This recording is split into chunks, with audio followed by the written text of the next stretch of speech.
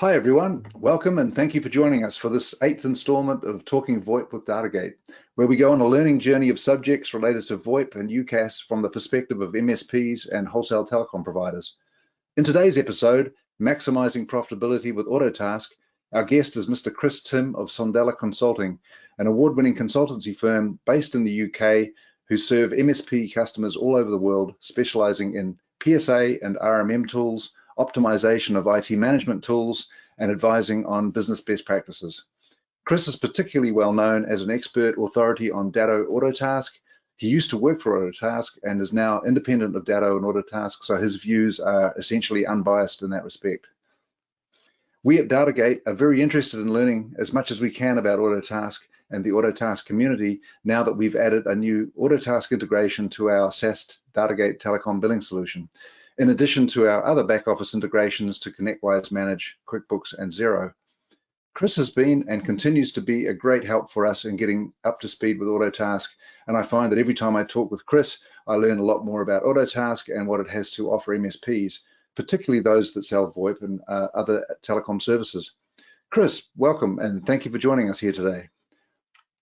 Hey, Mark, thanks for having me, and that was a great introduction. Thank you. Very good. And so, Chris, please tell us about your background with Sondela Consulting, Autotask. But firstly, Sondela, what does the word Sondela mean?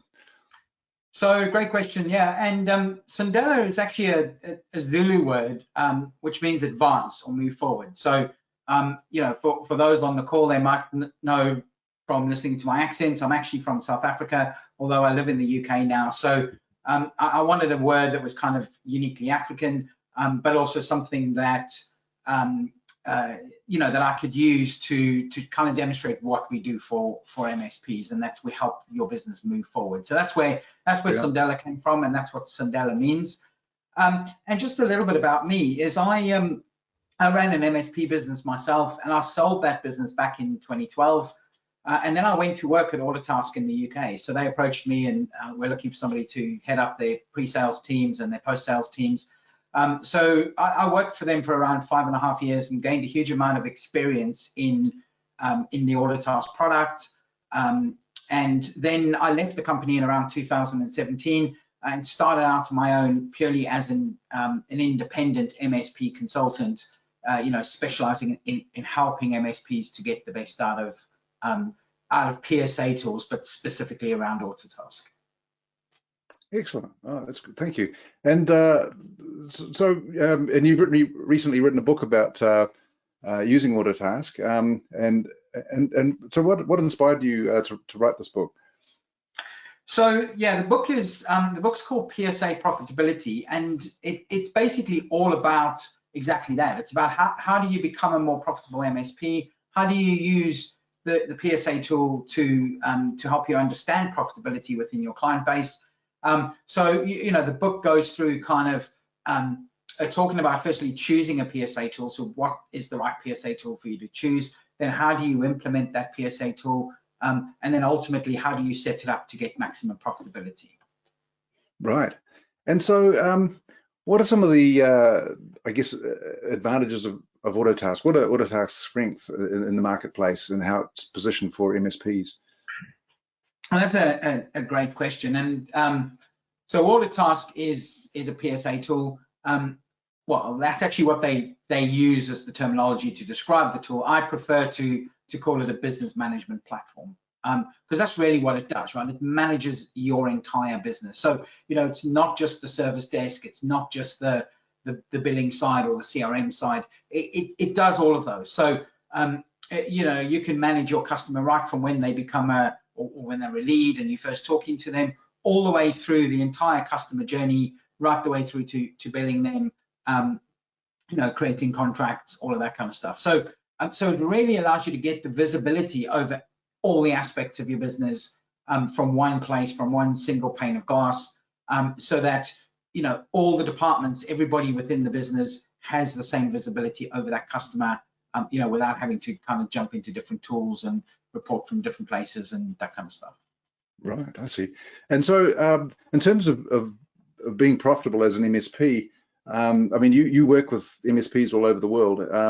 what do you see the difference between MSPs that are sort of maximizing Autotask to its best potential and those that may not be so? What, those that may make common mistakes, or how would you differentiate those that are using the product profitably and best, as apart from those that may not be? Absolutely. That's a tricky question to answer, because if any of my clients are listening, they might not like how I answer the question. But I mean, look, I think it's the same with any tool, right? You've got to really use the tool to its full potential. Otherwise, you're just never going to get the value out of it. So I see a lot of MSPs who use it purely as a ticketing system, and they're never going to be able to get any profitability out of it. They're not going to be able to, pinpoint with accuracy which customers are costing them money, who their most profitable customers are. Whereas those customers or those people that are working with Autotask to get it to a point where it's fully utilized within the business, and especially if they're working with me, then I'm helping them to understand how to get that profitability information in. So we're setting up things like contracts. We're setting up things like burden rates or cost of the engineers, as well as costs of all the products and services. And that's where kind of you guys come in, right? Is being able to bring in all of those, anything that you're selling. So in your case, telecoms or whatever services it is that the MSP is selling, and understand what those are costing, how much we're selling for them, and then working out whether it's profitable or not to actually continue to provide that service to the customer. Yeah. And so what we've seen with Autotask is that obviously, as you mentioned, it works around contracts, and this is something we've been working, I guess, together on, and you've been a great help to us, Chris, in doing telecom billing and putting that billing information back into a contract. In the United States, of course, a lot of the complexity with billing in telecom is around taxes. Now, Autotask got some powerful functionality around taxes that we were able to tap into. But yeah, could you tell us a little bit about how the invoicing works in Autotask and about its tax handling capabilities? Yeah. So I mean, you can handle tax from multiple countries, multiple tax rates within the system. I think what you guys do in terms of breaking down tax to kind of the nth degree, very few PSA tools will do that. They'll just have the basic, in the UK, for example, we use VAT, so everything's VATable. In the US, you'll be able to set it up to say, is something got or something taxable or not taxable, and then you'll be able to break it down into your city tax, state tax, whatever other taxes that they have. And so something's either taxable or it's not. And if it's not taxable, then obviously it doesn't add a tax rate to it. If it is, it applies one of those tax rules, either per state or city tax, or in the UK, for example, it applies VAT. But it's kind of at a very high level, that's how it handles that. And I know you guys do a lot more with the tax and kind of go into it in the nth degree. And it's not just autotasking here. Very few PSA tools will actually handle it to the level that I know you guys do.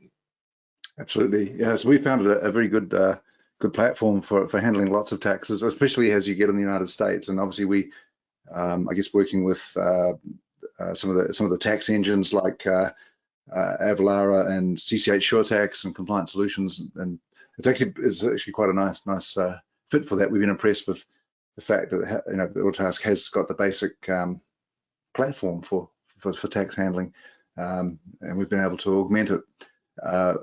And so, in terms of reporting and that sort of thing, I mean, are there profitability reporting? What are some of the reporting strengths of Autotask that you think set it apart for this in the space for MSPs?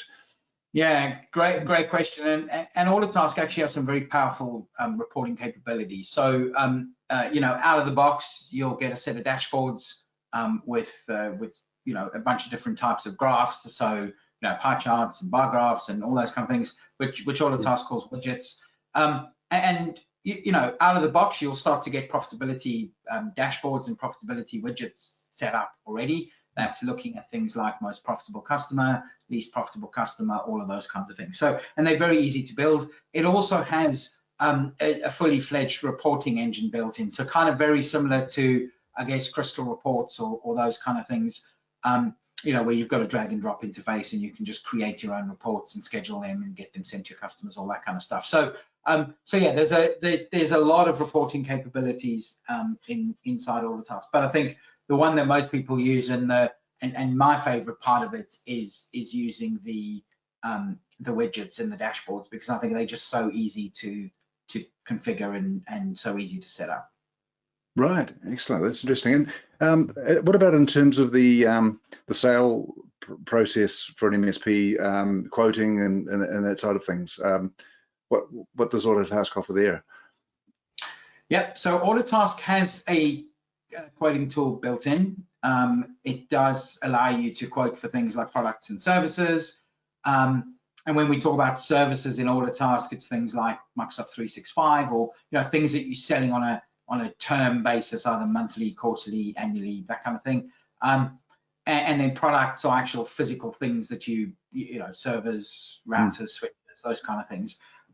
So there's a quoting engine built in. It's okay. A lot of MSPs typically would use a third-party quoting tool, which actually Datto now has their own quoting tool as well. So they have the ability for people to go and, you know, bring stuff in from various vendors and bring those into the quotes and do kind of really nice looking proposals and all of that kind of stuff to send over to their customers. So, but there's a bunch of other companies that offer the same thing. But even if you didn't want to use one of those tools, there is a fairly okay, nice tool built into Autotask already. Okay, that's good to know. And in terms of the ecosystem around Datto Autotask, is there a wide selection of add-on products for Autotask? What's the community like in terms of partners and also in terms of events and you know, so user groups and that sort of thing? Tell us a bit about the Autotask infrastructure in terms of its ecosystem. Thanks. Great question as well. I mean, so Autotask has an open API, so there's, you know, pretty much anybody that knows how to code can you know, write integrations for Autotask. So, you know, it's very open in that respect.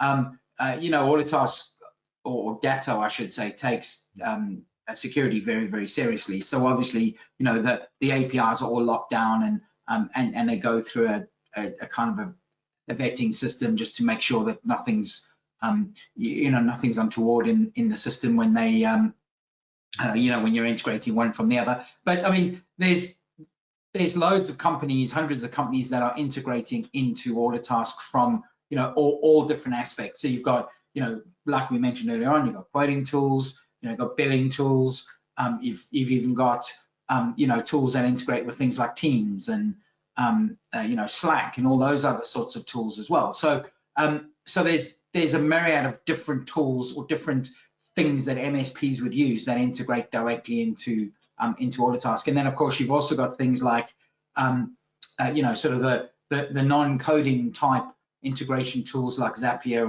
or any of those things where you know, you click a few boxes and you can set up some really nice integration and get it integrated into pretty much anything. So yeah, so from an API and a developer's perspective, you know, it's great. It's open and there's a lot of people who develop with it. To answer your question about the ecosystem in terms of events, so Datto puts on once a year, although for obvious reasons haven't had one for the last year, but they do put on events every year, which they call DattoCon, and there's actually one coming up in Seattle in October. So if you just go to dattocon.com, it will, you know, you can go and register and sign up for the event.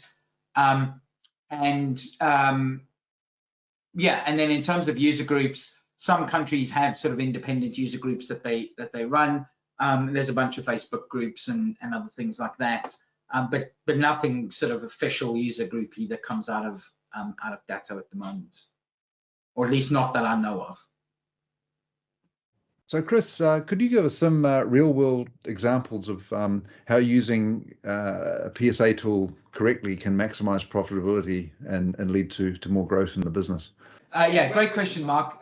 In terms of profitability, one of the things that MSPs need to do in the product, they need to bring costs in. And I think a lot of MSPs don't realize that actually costs are a really important thing to have inside the PSA tool. So, because any PSA tool, the way it's going to work out its profitability is going to be, the revenue minus the costs. And those costs also include things like engineer costs, which we call burden rates, right? So, that includes working out what your engineers cost the business and then, understanding what that is, so that when the engineers add time to the ticket, you then know exactly how much that time is costing. So set up correctly, an MSP can get a lot of profitability out of the system by just doing some simple things like putting costs into, and of course the selling price of whatever service or what have you that it is. So in the case of telecoms billing, putting in how much is it costing them and how much are they selling it for, but over and above that, also putting in the costs of the engineers as well. Excellent. Yeah, and this has certainly been some of the feedback we've had from our MSPs is wanting to track costs, wanting to get cost information into Autotask, from the, for example, the telecom sources that we work with. How normally do MSPs capture cost going into Autotask? Is it something that they sort of key in when they're buying something, or do you have them preset against product codes, or what's the most usual method of tracking cost or entering cost?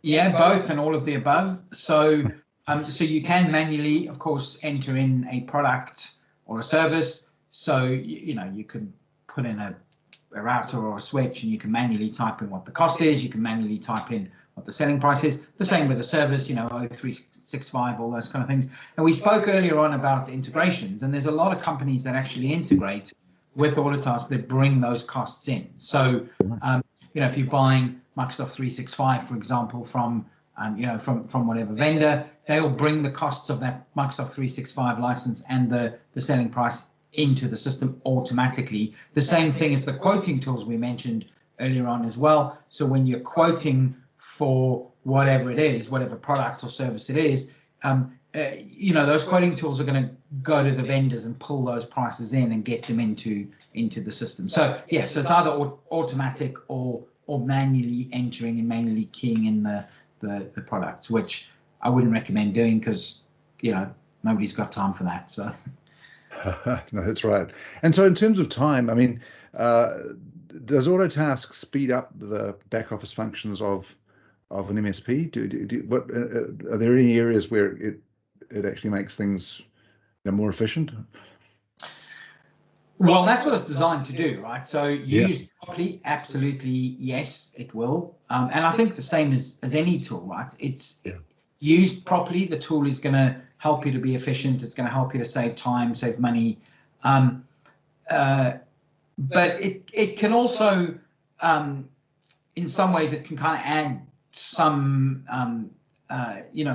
extra manual steps or some other things that you might need to do. So, billing, for example, maybe things like if you were using Xero to do your billing or QuickBooks or one of those sort of things, you can set up recurring invoices that just automatically go out to your customers. Whereas in Autotask and any other PSA tool, that's a very manual process that you would run. So, but it's manual in terms of it's a few clicks and the invoices go out every month, but it's nothing that you can set up that they just send it. So yes, it can add a little bit of extra manual steps, but used properly and used correctly, it's going to save you overall. It's going to save you a lot of time and make you much more efficient as well as an MSP. I see. Yeah. And Chris, with the MSPs that you work with, do they give all of their staff access to Autotask, or are they is it just the technicians, or who within an MSP would normally use Autotask? Great question. So again, it should be everybody, because it's a business management platform, and it has a whole CRM and sales function in it. So your sales guys and the sales people should really be using it. It's got a whole procurement tool built in as well. So people who are doing the purchasing process should be using the tool as well. And then of course, service desk and billing and all those. So every aspect of an MSP should be using the tool. In reality, though, most MSPs are only using it for for the technicians or for the service delivery team to use it, rather than for everybody. And again, you're not going to get the efficiencies in the business if you've got the sales team using another tool, and the engineering using a different tool, and then you've got billing and accounts using a different tool. You're not going to become an efficient MSP. So, and that's where I work with my clients, is to say, how do we make you much more efficient, and how do we get you to kind of have everybody work in the same tool, whether they are in sales or procurement or whatever the case might be. So yeah. Right. And what about the guys out in the field? Is there a lot of work that happens that way these days? I know we're all going virtual, but what if someone's out at a customer site? How much interaction do they have with Autotask? So Autotask is a fully SaaS-based product. So, no software to install locally on any machine. So, if you're out on site, you can just use it through a normal web browser. However, they do also have a mobile app, which works on mobile or cell phones, and as well as tablets and that kind of thing. So it really depends on what tools your people on site, your remote workers, are using, as to whether, if they're using tablets, great, there's an app for that. If they're using a PC or a laptop or whatever, then they can access the product from there as well. Right, excellent. No, that's great. And so, Chris, you do quite a lot of work in the Autotask community. I know you have a podcast, and you also have blogs, and I wonder if you could just tell us a little bit about the resources that you have available for MSPs that are interested in using Autotask, or are using Autotask. Yeah, so I do a podcast myself, as you say, which is called PSA Impact. So you can go to psaimpact.net. I also personally have a YouTube channel, so with a bunch of tutorial videos on there on how to use the product. And then there's a bunch of other resources, various Facebook groups and LinkedIn groups and that kind of stuff. So there's a number of places where people can go and learn about Autotask, but or just contact myself, and happy to point people in the right direction if they need. Excellent. Well, thank you, Chris. That wraps up our questions for today. As always, this has been a very interesting and insightful conversation. And to our audience, thank you for joining us. If you have any questions for Chris, or for me, or for Datagate, please contact us at the email addresses shown on the screen. So thanks again, everyone. May the VoIP be with you, and we'll see you next time. Thank you. Thanks, guys.